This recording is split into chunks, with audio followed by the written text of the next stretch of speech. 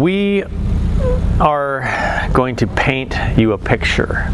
So use your imaginations and think about this, feel it, and let's learn something together, okay? All right, so picture in your mind a castle. You wondering maybe why we're dressed up this way, right? Come on, it's easy. A little closer, a little closer. Just little. We just wanted. That's okay. Yeah, you'll be famous. All right. So picture this castle, and it's got high walls, and it's got towers, and it's made of stone, and it's very imposing. And surrounding this castle is a moat, and this castle is only accessed by a drawbridge, but there's also gates behind the drawbridge. Okay, now imagine that, picture it in your mind. Now also picture that you are inside this fortification, this castle, and you know that outside this castle are enemies that seek your destruction and the destruction of your fortification. And your children. And everything that you hold to be good. Another thing that you need to picture in here is you are expecting to receive instructions from the king. You're going to have to go on a mission for the king. So you anticipate this by preparing yourself. You get your armor that is well worn, well used, that you have built over the years, every single piece, chainmail, plate mail, all kinds of different pieces of armor, and you arm yourself with weapons of every different kind. Everybody has different prowess with different weapons, but you know what you work well with. And so you arm yourself and you prepare yourself. And now you prepare yourself spiritually to ask for help to go out on your mission and be successful. So you receive your mission from the king, which is to go out and retrieve a fallen friend, or to gather information, or to go and find others that are also fighting for the same cause. And you stand at the gate on the inside of this fortification, and the gate is 20, 30 feet tall. And it starts to clank, clank, clank, clank, clank, and roll up. And you're feeling the anticipation. You're feeling a little bit of nervousness, maybe a little fear, but you're confident in your abilities and your armor. And as the gate clanks to the top, you prepare yourself. You're starting to steel yourself. And then the drawbridge starts to go down, clank, clank, clank, clank, clank, clank, clank, clank, clank, clank. You can imagine this, right? You can hear it, you can feel it, and it gets more and more tense, because as the drawbridge starts to open, you can see outside, and it is dark. It's darkness, and you can see smoke and mists, and perhaps furtive characters, but you can't really see anything. It's just really, really dark. And as the drawbridge slams on the other side and your pathway out is clear, you take one last breath and you move in. You move in and go. You're ready to go out on this mission for the king. And as you cross the drawbridge and you go in to the darkness and the mists, you have not a lot of fear, because nobody is really assailing you. You don't really get attacked, and you're pretty confident. And you kind of look about you, and there's this bluish golden light surrounding you as you leave, and you can tell that there are enemies out there, and they're watching you, but they fear the light. They can't come into the light.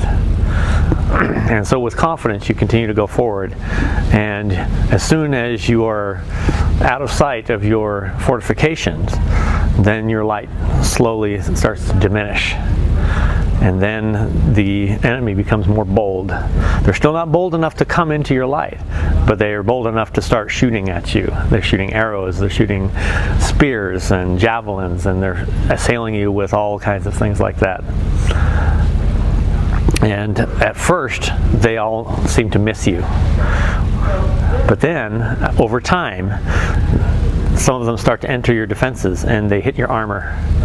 Plink, plink, plink, blink. You can start to hear them and feel the attacks, right? And your glow slowly and slowly diminishes. And next thing you can see is some of the enemy. You can actually see them. They're growing more and more bold. And now your light is very dim. Your armor, although scratched, is still intact. But the enemy suddenly becomes more bold, and they assail you. Okay? Do we have a vivid picture yet? How do you feel? What is your state of feeling about yourself in that situation? Like, you begin to lose confidence. Well, I would admit. yeah. You lost confidence already? We're only 5 minutes. Okay.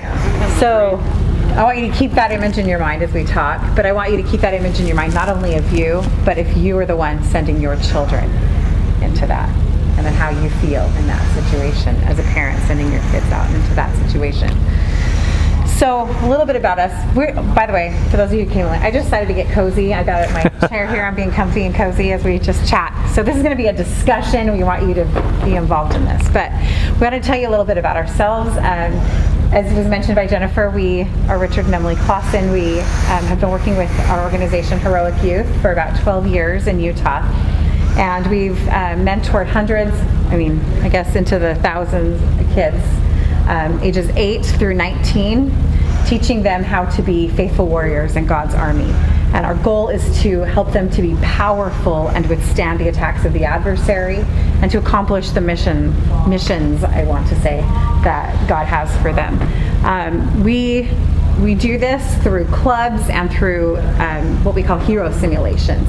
So we run some different simulations for the youth there, and we are trying to create a movement to really see ourselves in that image that King Richard, and we use King Richard and Queen Emily. We're king and queen of our imaginary country, so we have to keep our. That we made up ourselves. But people come and live there with us, so it's all great.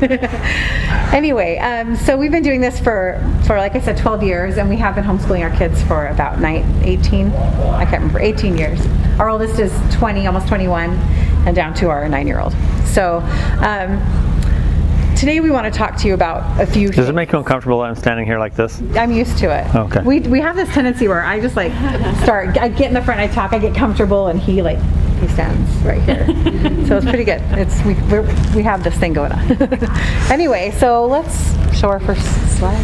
We have a few slides. I try not to rely too heavily on that PowerPoint, but just for some ambiance.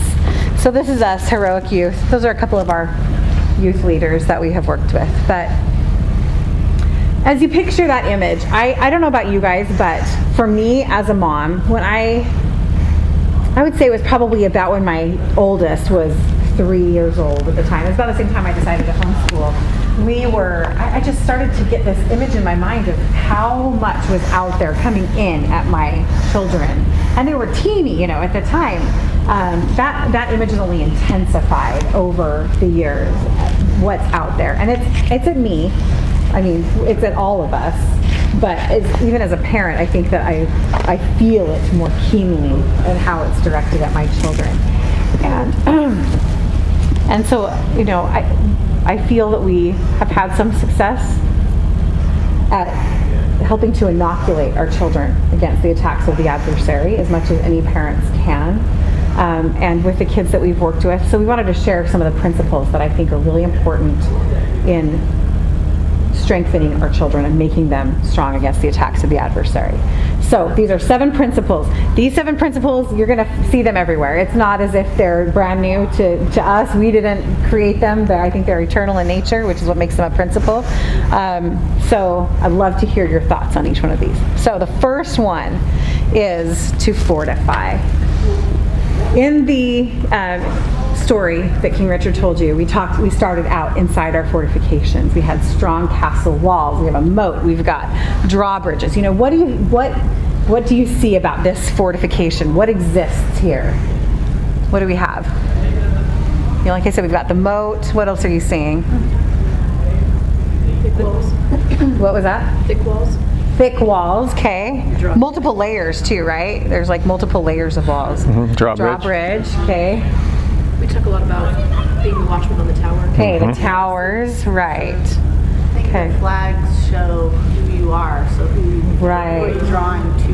Absolutely. Right, exactly. Your allegiance, if you will. Right. And what is the purpose of a castle? I mean, at the time, a castle wasn't just supposed to be the fancy place that you lived to show off your wealth. There was a purpose for that castle. To be safe. It was protection, right? It was all about protection. So when we think about what the term fortify means, it to me means to make your home, and I would say your mind, safe from enemy intrusion. So there's a lot of different things, and I love symbolism. That's how my brain is taught the best. It's like, I don't know, I just absorb that well. So it's kind of the way I think. And so to me, I can look at all of these different things and think about what they symbolize, what the drawbridge is, right? A drawbridge can go down and welcome people inside, but then it can close back up again, right? So we just keep applying this back into your lives. We've got the castle walls. They are thick. They have to continually be repaired. You know, there's not a point at which you say, okay, well, our castle is built and now we never have to touch it again. You can see that by, which I never have, but traveling in like England or Scotland, and you can see the ruins. There's a lot of ruins of castles because at one point they just stopped repairing them, okay? Again, watchmen on the tower, right? We've got, I like to think about the double enclosure. Not only do we have a drawbridge, but we've got the gate too, right? Okay. So fortifications, one of the things I've been doing recently is just going into like LDS tools and searching for the word fortify.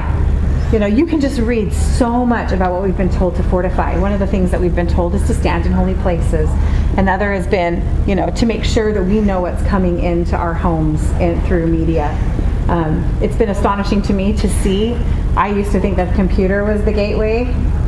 It's the cell phone that's the real gateway. You know, I mean, that computer is easy to fortify compared to a cell phone. There's so much that we can do there. But it's also, the word fasting is associated with fortifications. It says that you can be fortified. So, you know, there's so many different things that we can look at and ways to create fortification. If we don't have the fortifications in place in our own home, then the rest of our principles are really hard for them to work. And that's the foundation right there. Right. So let's talk a little bit about how you build your castle. Mm-hmm. So, you know, you can tell that we're making the parallel to your home. Right. So what do you start with when you build a castle, when you start a fortification? Foundation, exactly. I mean, you have to have a good location, but that's a real estate problem, right? That's a real estate issue. But you start with the foundation, and it has to be strong, it has to be deep, especially for something that's going to be tall and heavy and strong. So you have to have a very, very strong foundation. And then when you build your castle, your fortification, it's stone by stone. And each stone prefab doesn't work in this case. Each stone fits well with the other. But how would you draw a parallel into your life of our example of your home? What kind of things do you build your fortification, your castle out of? That's a hard one sometimes. Sometimes it's the simple answers, but I mean, your founding principles of like prayer, scripture study. yeah. Exactly. Every time you have family prayer, you put a stone in your fortification. Specifically when it's as a family, those families. Yeah, every time you have family scripture study, every time you have family counsel, everything that happens within that home, positive, God-centered, is going to make it stronger. And so you can tell that this fortification is a well-established, well-founded family that has been trying really hard. I love the idea of the moat, which just creates space between the fortified wall and the enemy territory. You know, there's some of that too. I know that for us, do you guys all homeschool here? Is everybody homeschoolers? Or, okay, not, but, okay. So I just wanted to I know we're at a home educators conference, so I didn't want to just talk in general to everybody as if that was the case. For me personally, that was one of the reasons I chose to homeschool, was this exact thing, the fortification process that could happen here. And now, it's important to recognize that we don't stay inside the fortifications 24/7, because otherwise we can't carry out a mission for the king, right? If he gives us as instructions, we can't just stay in there. We need to be able to lower the drawbridge, go out, etc. Okay, so with that in mind, let's go on to number 2. And number 2 is arm. So fortifications, that's our home. And I mentioned before, by the way, fortification is also for our mind. I think the most important part for me is to recognize that there is an adversary that is trying to attack me. I don't need to give him all of my attention. I want my attention on my Savior, not on the adversary. But if I forget that he's there, then I become vulnerable. And so one of the ways that I fortify my mind is I have a black book that I write down. If I start to hear, and you guys tell me if this happens to you, if I start to hear phrases like, you are just, you know, you're a quitter, you're, whatever it is, but it's usually in the third person. You're failing, you're failing. You're failing. You're not good enough. Uh-huh. You can't do this. People are just laughing at you. Whatever it might be, it's in the third person. That's not me thinking that. That is somebody else saying that to me. It's not me saying I am this, unless I've listened to that voice long enough and I've started to say it to myself. But it starts out in the third person. So I have this black book, and I go in and I record when I realize I'm having one of those things, and I write it down. You know what? Interestingly enough, we get to a point where you come to the end of the list. Because, and probably if you wrote down your list and I wrote down my list and we compared them, that'd be almost the identical same list. There's a limited number of lies he has to tell us, but he just says them so often that we feel like they're, you know, never-ending list. Do you feel like it repeats? Like it's the Oh, same for sure. message Oh, over and over and yeah, over? yeah. It's like you can almost go back. Oh, yeah, I heard that one today. Yep, heard that one today. Heard that one today. Well, and then what I've done is I started out with that, but then I have a different book that I go in and I rewrite that same message, because if I know if I'm hearing it and it's in my black book, it's an out-and-out bald-faced lie. So the opposite must be absolutely the truth. That must be where the truth is. And so I go in and I write down what my Heavenly Father would actually say about that. And that's one of the ways I try to fortify my mind. Right. Keep it safe from enemy intrusions. So arming yourself also has a lot to do with your self-talk. Yes. And we have pieces of plate armor here, but what kind of armor are we talking about when we're using our scenario here? Think about arming yourself. We might not have armor geeks in here like you are. Sorry. Or like our youth. Yeah, our youth were like, well, you have chainmail, you got the greaves, you got the pauldrons, like the breastplate. You know, they know their armor. Yeah, they know their armor. So each piece is crafted individually to fit each person. It's not really a universal thing. I mean, a 6-foot man back then, he would have had a hard time fitting into any armor made in the day, since they were mostly 5 foot or so. But armor is meant to withstand the blows of the enemy in battle. And so we need to arm ourselves. Putting on the armor and arming yourself with, metaphorical, if you will, swords, spears, weapons, shields, exactly, all these things. So you can get the visual of that. And we talk about the armor of God out of the Bible, and it's very specific about what they are: the breastplate and the helmet and the sword and feet shod. And it says put on the whole armor of God. It doesn't say put on a couple pieces and you're good. It says the whole armor. So when we're referring to ourselves in this metaphor that we're using, or our children, you're arming your children. What things would you use to arm someone to? This one's a hard one too, because as parents, we can only help to craft the armor. We can't actually stick it on to our kids. They have to choose to put it on, right? Because this is when you come into that personal scripture study, personal devotions. And so we can model that, and we can wear our own armor, and we can definitely, and this is such a huge one, gain a relationship of trust with our children so that they want to follow us. It's that winning their hearts instead of just setting out a list of to-dos for them. We have to win their hearts to this. In our home, we do this through this is the way we talk to our kids. We talk about armor, we talk about battle, we talk about the scenario that we're describing to you here, so that they can see that and they can visualize it and understand the whys of each thing, not just the what. Right. Of what to do. And so an important thing to talk about too is if they were in wartime, often they would sleep in their armor. They would keep it on all the time because they never knew when the next attack was going to come, and they didn't want to be caught vulnerable and unawares without their armor, and so they slept with it on. I kind of imagine mom and dad walking around the house in armor, and the kids going, "Why are mom and dad always walking around in armor?" But they see that modeled, like Emily said, and eventually they're going to, maybe I need to do that. Yeah, you do need to. You do need to always be ready. You always need to be armed and ready. Yeah, absolutely. And the other thing about armor is when we say arm, it's not just the armor and the protection we wear, it's also our weapons that we have. And the weapons that we have are, again, what is the sword? Do you guys remember what the sword and the I always have to sing. I have a song that I wrote for my kids, and so I have it in my head. I have to sing through it in order to remember it. Sword of the Spirit. Shield of Spirit, Sword of the Spirit, and Shield of Faith. That's how I have to remember it. But yeah, those are a big part of that. Those are active things. They're not just passive things. They're very active. So we'll keep coming back to this probably, but let's go on to the next one. All right, so the next one is instruct, and I need to look at my book really quick. I have to remember my parts of instruct.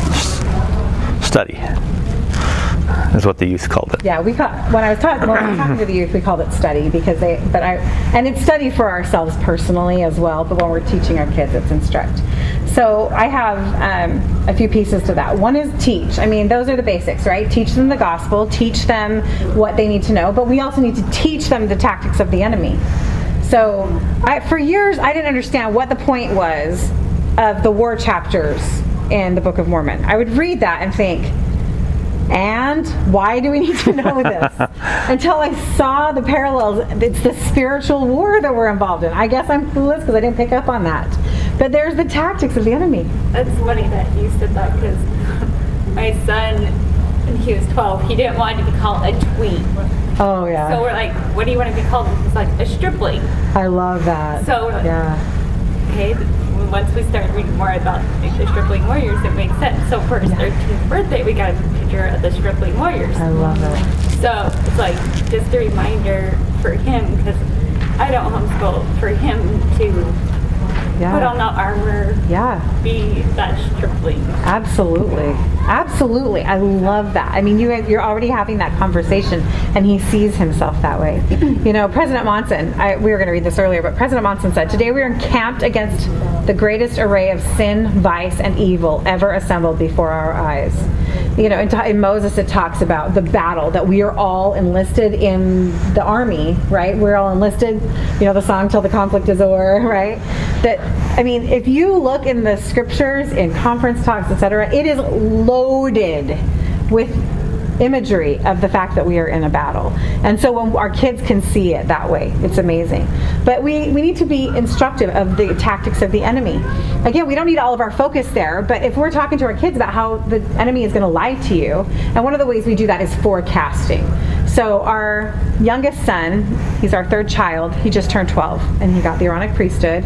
In fact, he got to go through the temple for the first time last night. He went and did baptisms at the Winter Quarters Temple, which was so neat that he got to do that. But one of the things we did with him as he was getting ready to get the priesthood, I did what we would call forecasting. We sat down and said, okay, you're about to get the priesthood, so what do you think the enemy is going to do? What do you think the enemy is going to do? What ways do you think he's going to try to get at you? Let's talk about that so that you're prepared. You're kind of looking ahead and you're paying attention. And then when that happens, you can go back to that conversation. Oh, this is what we talked about. See how you're having more conflict here with your siblings than you've had for a while. See how we're having a harder time with, obedience. And he's a really good kid. So but this language, this is his language. And so when we can point that out to him, he's just like, oh, I get that. I know what I need to do about it because we've discussed it so much. Also, of course, our examples, best instruction ever that there can be. We also have something that we call the Hero's Creed. And we have some posters of those out at our booth. But we have 5 principles of what it takes to be a hero. And so we teach our kids that Hero's Creed and how each one of those applies. And I'll just really quickly there, and now my mind's gonna go blank because I've gotten this. Okay, so number 1 is stay at your post. Stay at your post. Number 2, see a need and fill a need. 3 is perform with exactness.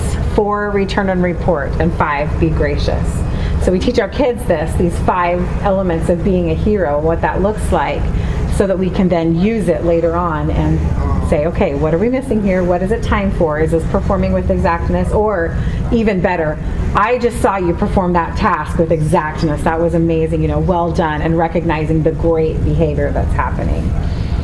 So instruct. I think these first principles are the ones that we're going to go, oh, I know I need to be doing that. I can be better at that, but I know I need to be doing that. But let's go on to number 4 because I think we're going to have some good discussion here. Number 4 is drill. Are any of you familiar with what this contraption is? Do you guys know what that might be? Yeah, it's a jousting dummy. Okay. Jousting tournaments in and of themselves were drills. They are games that were played so that when actual wartime came, the warriors were in shape for the battle. Because it was one thing to just, train you once on how to use a sword or how to use a javelin. What's that thing called, Richard? Lance. Lance, thank you. Word recall. It's another thing to practice it every day. But it's not as if we want to deliberately invite evil into our home so that we can practice how to withstand evil. So how do we do that? We drill. Okay? So drill has a few elements. One of them we love, we use all the time in working with our youth. In fact, it's kind of our favorite thing ever, simulation. Simulations. We use simulations. And in our home, simulations can look very much like role play. They are the opportunity to pretend as if you were in a situation where you need to make important decisions, but you're doing that in a place where the consequences don't really exist. Does that make sense? Simulations with our kids are so valuable. They are amazing. But another place that works is family work. So let me tell you a little bit about number 5, which is battle. We're not going to go there yet, but just so you can understand. A battle, what we call a battle, and which is what we're preparing for, right, is when we receive instructions from the king, from our commanding officer, we have a choice to go and carry them out valiantly. That's what a battle is. And so if we need our kids to practice that, then how do they practice that in our home? How do they practice receiving an instruction and carrying it out? It's family work. We do family work. Working together as a family doesn't mean that we all just have our chores, which is all great, but it's that we can all do them together as well, or at the same time. We work together as a family. Work and service outside our home as a family is a huge thing too, because our kids get used to that. I know how to carry out a mission.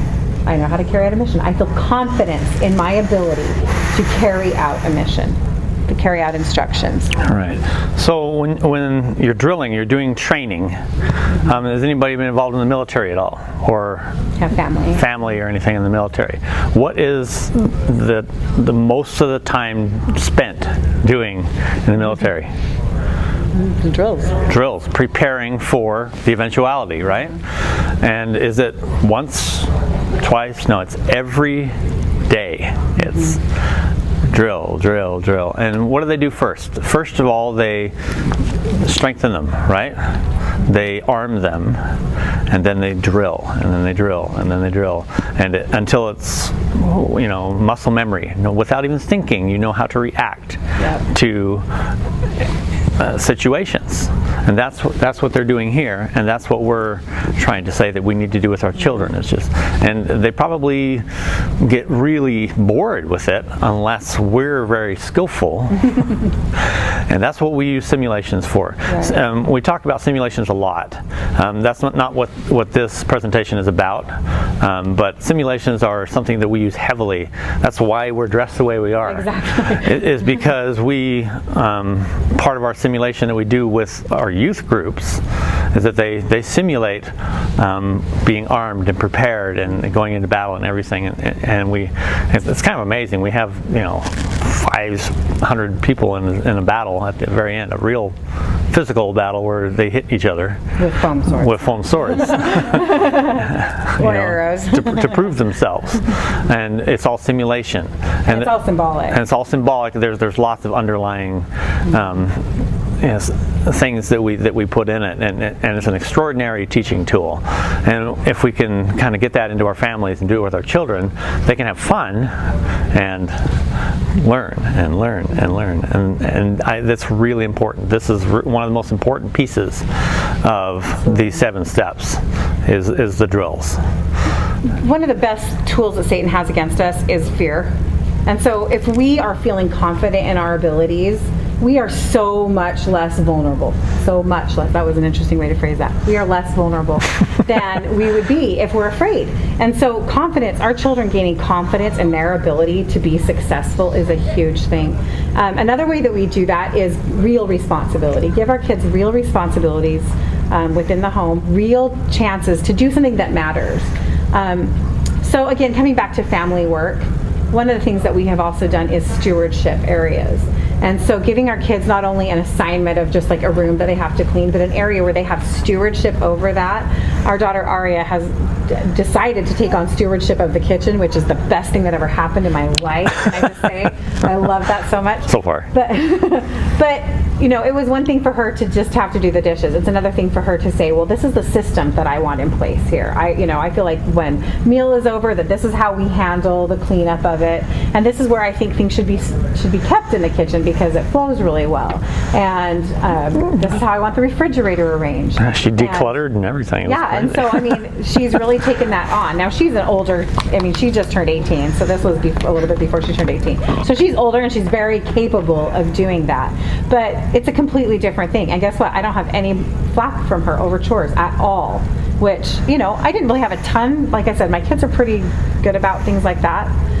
But there was a lot more fighting with them. Like, well, you didn't do your dishes this day, and so now I have to. It's your turn. No, it's your turn. No, that's gone. That's gone because she just owns it, and I don't even have to nag her about it. If she doesn't do her dishes one night, tomorrow morning she'll just get to take care of them, and that will be her responsibility. But so that's just one little example. But stewardship in real areas and chances to explore and set as many of the methods or systems or direction that kids can do, that gives them so much confidence to really just be able to go out and be prepared for battle. I want to say one more thing about drills. I don't know how many of you might be familiar of this, but there is a fantastic book I can't recommend enough called Like Dragons Did They Fight by Maurice Harker. And he talks, one of the things I got a lot from that book was how to create a personal drill. It's one thing for us to create, again, just like with the armor, right? It's one thing for us to say, here's your armor, put it on. It's a completely different thing for somebody to create it themselves. And so when we create our own drills, we can actually change the chemistry in our brains and negate the impacts of kind of all the forces around us. Just one of the hints is that a drill is anything that can kind of center you and get you back to your strong, I can make clear decisions place, not being influenced by the adversary. And drills in general need to be positive or creative in nature. And when I say creative, I don't necessarily mean artistic. I mean as in create something that wasn't there before. It can be sports, it can be music, it can be cooking, art, whatever it might be. And it should involve your brain and your body. I know I'm kind of a little tangential here, but I feel like it's important to mention. Satan's entire goal is to take our free will from us, our agency to make decisions. And our primary weapon is our bodies. He doesn't have one. We do. That's what gives us power to crush his head. That gives us our strength. When we engage our brain and our body together, then we are much more powerful. And that's why addictions work so well, because he's using our brain and our body against us. So, Maurice Harker, please check that out, Personal Drills. Well, one thing that we mentioned with the youth, just rather briefly, is that there's actually a physical chemical reaction that happens when they get into addictive behaviors. And you probably have heard Or about... just even like starting to tip into that direction. They start tipping that way. Everybody There's typical signs and symptoms and things, and there's things that they can do about it, which is what you're talking about, the drills, the positive drills. But there's also positive chemistry that can work against it, just as she was saying. Right. And we experimented with the youth when we presented this morning. We should do that right now. Because they were a little... They were starting to get a little slumpy. A little slumpy. You feel slumpy? It's after lunch. Oh, I feel slumpy. And the lighting is like dim, like quiet. It's like this around. All right. So in our youth groups, there's ways that we call attention or get everybody's attention, get everybody to quiet down, because you can imagine when we're dealing with 200 youth at a time, it can get pretty noisy because they all really care for each other and they all like to be with each other. And want to spend as much time as they can. As much as time, yeah, and talk. But we actually have to get some stuff done occasionally. So there's things that we do, and with the men or the boys, we yell "Ho Knights," and then the knights instantly hear that, and everybody responds "Ho" as a response. We actually can use this. It's been around long enough in this kind of community that at any event you're at, if somebody's trying to get attention, they'll start to yell "Ho Knights." So it's kind of funny. It works with adults. And everybody, no matter anybody where that has in the heard grocery store, and if you hear "Ho Knights," you're gonna be like "Ho!" You know, it's a big and then you're looking for who to pay attention to, right? Yeah. And then with the girls, it's handmaidens hurrah. Yes. So we And so they respond we're all hurrah. gonna say "Ho" and "hurrah," and you Okay. gotta get your arm, and it's gotta be loud. So yeah, Okay. you gotta, All right, here we go. You gotta get into it. So it's "Ho Knights." Ho! Okay. Oh, no, Come on. Come on, I gotta do that. I know there's only 6, but Come on, you're as our male participant, you gotta give it to us. You've got to lead out. You've got to lead out here. Okay, ready? Ho Knights! Ho! One more time. I know there's only 8 of us. Do you know? That's okay. Should we have a singing lesson here? Okay, connect your diaphragm right here and tuck in. Ho! Give us a real one. Now, give us your most like manly, like Wagnerian opera. Well, think you're leaving your castle and you're going into battle. Okay, here we go. How are you going to yell? Ho Knights! Ho! Okay, that's better. Okay, a little better. Handmaidens, hurrah! Hurrah! That was come on, ladies. We're women. We're not girls, right? Handmaidens, hurrah! Hurrah! Okay. Hurrah! No, yeah. All right, so look. are See, we a now little look. more Look awake? at your faces. You're mostly smiling. There's a little more energy. See, it's that positive Use your body. chemistry going on. So if you hear your kids, when you hear your kids or yourself doing the, I don't feel like it, we need to do schoolwork today, or it's time for chores, or it's time for young men's, or whatever it might be, I just don't feel like it. Okay, when you read Maurice Harker's book, you'll see in the chemical scale, which is a negative scale, it's going downward, that's step 1. So it's only step 1. We all have step 1, 2, 3, whatever in our life. We all go through these scales. But if you hit it at step 1 and fix it at I don't feel like it, it doesn't get to forget about it. I'm just going to go ahead and do whatever fill in the blank is, which is actually when we get to like sin, okay? I don't feel like it, that's easy to fix. But fix it then. Don't let it go farther. And you fix it with a physical drill. Play sports, practice the piano, bake something, go for a walk, sing, vacuum the floor, organize your Legos, whatever it might be. Time to get it going then. Yeah. Yeah, we do like morning devotional, and we were having a hard time getting the kids to focus. And so one of my boys actually suggested doing some morning stretches just to get, they come in, just from waking up, and they just kind of lay around, and so we did. We started doing stretches before we started reading, and they started asking better questions, and they started being more involved in reading just because they've done this. Exactly. Now you can take this to that is amazing and so powerful. You can take it to the next level and create an individual personal drill. Our 12-year-old son, like I said, he was actually, I found out I was pregnant with him the same day I had my first meeting to start all of this. So this is like his whole life. He's grown up with this. But when I start to see him head into like anxiety type behaviors because he has some issues with that. Just all I have to look for is the first thing. And the first sign for him is that he starts to make, he's a 12-year-old boy, so he starts to make stupid noises. And he starts to like try and like come up with snappy little retorts that are kind of annoying. I mean, they're just little things, not even a problem in and of themselves. But I know where it's headed. Okay, but I know where it's heading because if I see him start to go into that, he will continue to the next step, which is to fight with his sisters. Then he'll continue to the next step, and I can just know where that's heading. So for him, we started talking about creating a drill, and he created his own drill, and this is what he came up with. He stands as if he's holding a sword and a shield, and he says, and these are like his words. So, I mean, he created this when he's 11. I'm so proud of him. He goes, I am warrior. I am fierce. Warriors protect. Huh. And then he does like the little huh thing, right? And he does it 5 times or however many times. And you know what? It fixes it like that. And he may need to go back 10 minutes, 20 minutes, half hour later and do it again. But it interrupts the cycle. So physical drills, huge. And what time is it? Because, oh, gracious. Okay, we're going to talk about battle. Let's go to battle. What is that coming out of your pocket? I mean, something is playing. That's so weird. There's something playing like right behind us. Okay, I'm not going to get distracted by it. All right, battle. Have you guys heard the term say, go, be, do?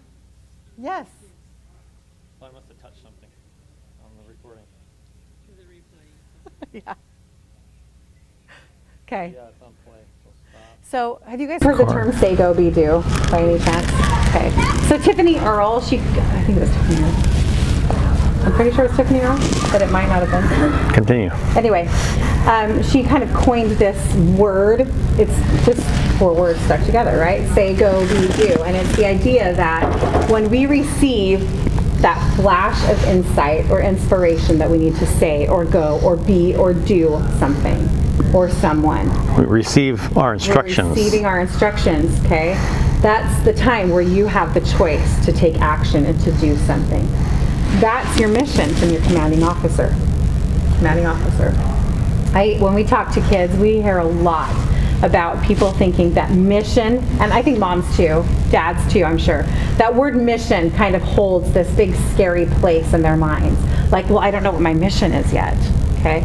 As if our mission is one overarching big thing that we have to know before we can go out and do something.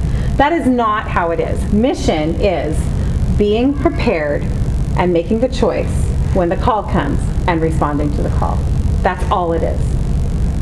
So, again, we've got the instruct and the drill. That's the preparation, right? We've got our armor in place, and then we get the call. If we don't have the preparation, how good are we at fulfilling the mission? Not as good. Right. That's hard. And that's hard for us as parents to look at our kids and worry. Do they have the preparation? Okay.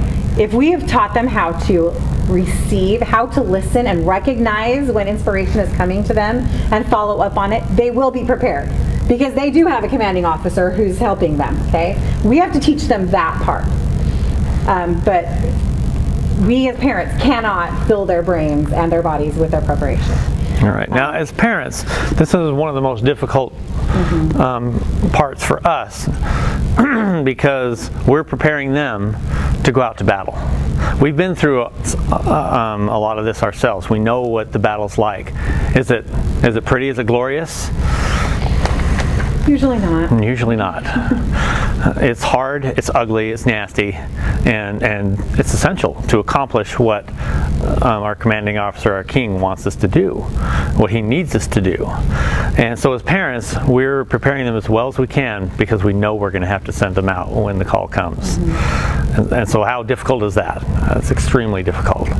So we prepare them as well as they can, but we can't hold them back from battle. They will have to engage. And that's the most important thing that I want to come across when it comes to battle, is that you can't go in tremulous, trembling, and not confident in your abilities. Sometimes there's battles that feel like that because you're not prepared. Is that right? That's usually what it would be for me. Or we're worried that we're not prepared. Exactly. You don't think you're prepared enough. But you can't go out and cower and hope that the enemy doesn't attack you on your mission, because that's not going to happen.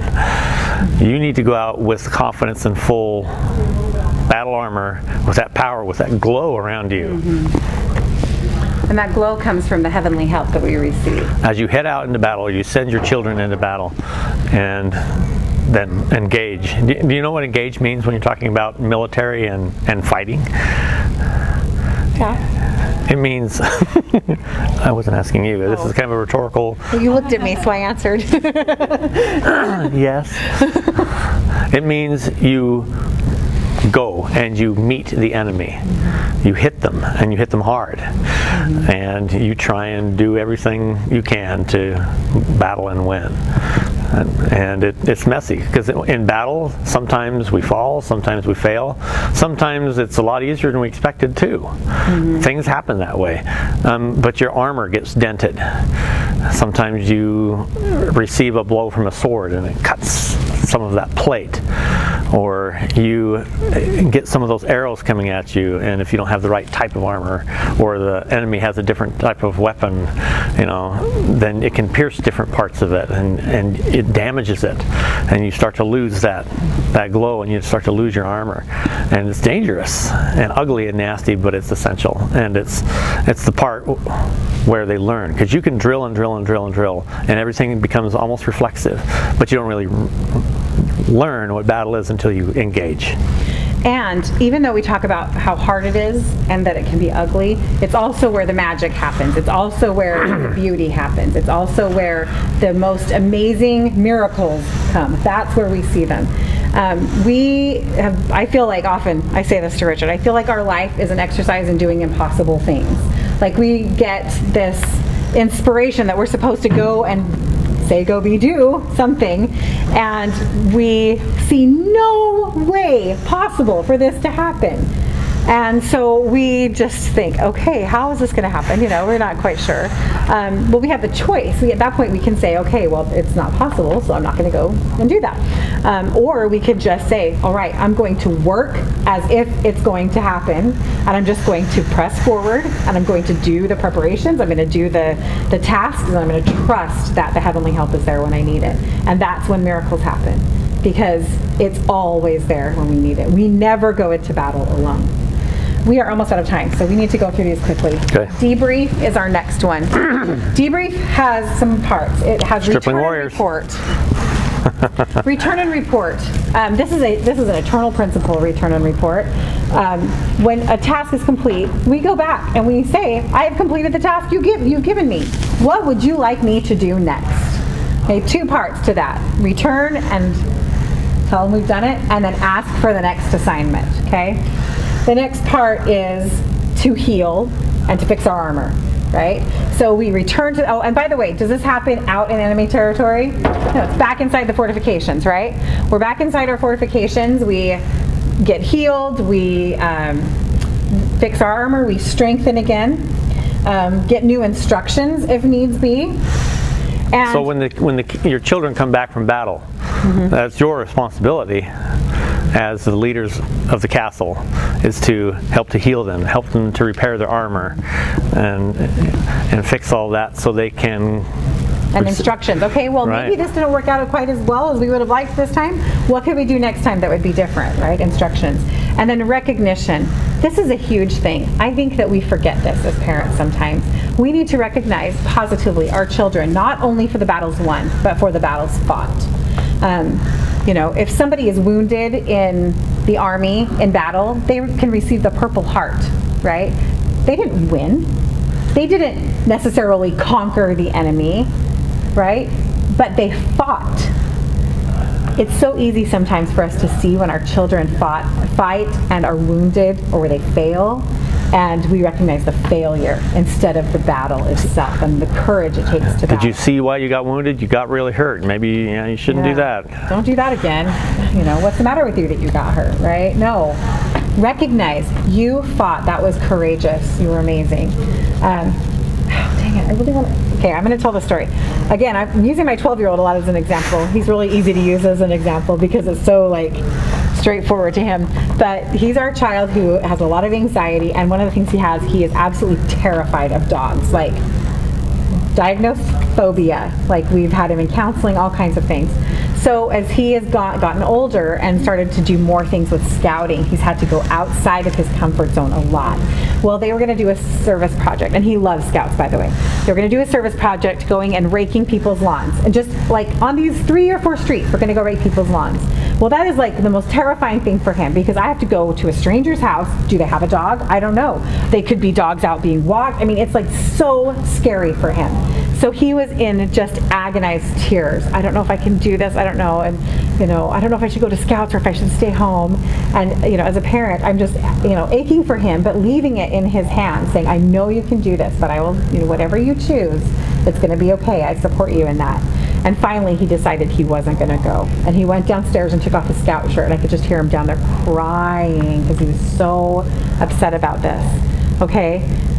But then he got back up and he just comes running back up the stairs. He says, I'm going. And his face is kind of white. And he puts his shirt on and he's tying his shoes. He's like, let's hurry and go right now. He was already a little late. So we drove up the street and found where the scouts were and dropped him off, and he got out of the car. And I'm just bawling on the way home thinking, they don't know what a hero they have there right now because of what it took for him to do that, right? Huzzah. So when he came home, I went and picked him up, and the whole family was waiting. And we have this song that's by Celtic Thunder. It's Hail the Hero. And so the family was all waiting inside. And as I opened the door for him to go in, we played Hail the Hero, and we cheered him with huzzahs and all this stuff. We gave him recognition for a battle that he had fought and won. And that just gave him so much more strength and confidence to overcome, because we're all on his side, and he knows that we're on his team and that we're going to be there for him. So that's part of our debrief. The last one is hold the line. This is really basic. This is enduring to the end. This is not only do we do that battle, but we go do the next battle and the next battle and the next battle. And it's also the fact that we hold the ground that we've already gained. So if you have made progress in your family, you keep that progress. Don't give way. It's just so much harder to regain that ground than it is to hold it in the first place. And then there's one more. I'm just rushing through because we're out of time. This is our 7 principles, and you can fight this battle on your own with God. If you're the only one fighting, you can do it if you have God on your side. But it is so much easier if you are united with others who are also fighting the battle. And so surrounding yourself with people who are on the same team, who are speaking the same language as you, who have the same goals. This is our group of what we call Master Nights. So they were our primary youth leaders in our program last year. And we got to spend the entire summer mentoring them. And they are each other's best cheering section. They're for each other. When one of our guys, his parents were going through a really hard time, he thought they might be getting a divorce, they had to move across the country, lots of things. He could send out and ask for prayers from this group of friends, and they were all there for him, and miracles happened. They're all 16 through about 20 young men. Well, 20 now. Yeah. Last year, 19. So, 7 hero principles, or warrior principles as we call them. There they are. Yeah, they're there. Last note, when we have people, we're not, by the way, fighting other people, we're fighting the adversary. Other people on this earth are our brethren in arms, and sometimes they are wounded and they fall in battle. And we have the opportunity to minister to them. But we do that inside our fortifications, and that's something that we can really help teach our kids especially. It's easy for them to see their friends struggle and think, well, I need to go to where they are and hang out in enemy territory because I want to help them. But that makes our children so much more vulnerable. And then instead of one fallen, we have 10 and 15, and then they can keep going. So instead, teach them to go out and give first aid, give a hug, give a I care about you, whatever that might be, but then to invite them back inside the fortifications. And you can't drag them in. No, we can. It doesn't work. You can only invite them in. All right, that's what we have to share with you. If you'd like more information about what we're doing, you can come out and talk to us at our booth, Heroic Youth. We're hoping to get some clubs started here in your area. So if that's something that speaks to you, come and talk to us. And thank you. Talked to the youth. We've talked to the youth once, and we get to talk to them again tomorrow. I think it's tomorrow. Yeah, it's tomorrow. Tomorrow, we're going to talk to the boys and girls. Okay. Individually. Like the 7 We taught them these 7 principles too. They know them. They know them. So we've done a little bit of work for you. But they're going to get some more tomorrow. Makes it easier to carry it on at home. Absolutely. They're going to get some more lists tomorrow. Yes, please do carry it on. One thing we're teaching the kids, we're trying to get them involved, especially those who are on social media, to post about anything they've learned and use the hashtag Everyday Warrior Project. And if they do that, they can come to our booth and get a prize. But we just want to start the conversation so they can start to unify their friends and get others who are also fighting the battle alongside them. Yeah, unify. Right there. So thank you so much, you guys. Thank you. Okay.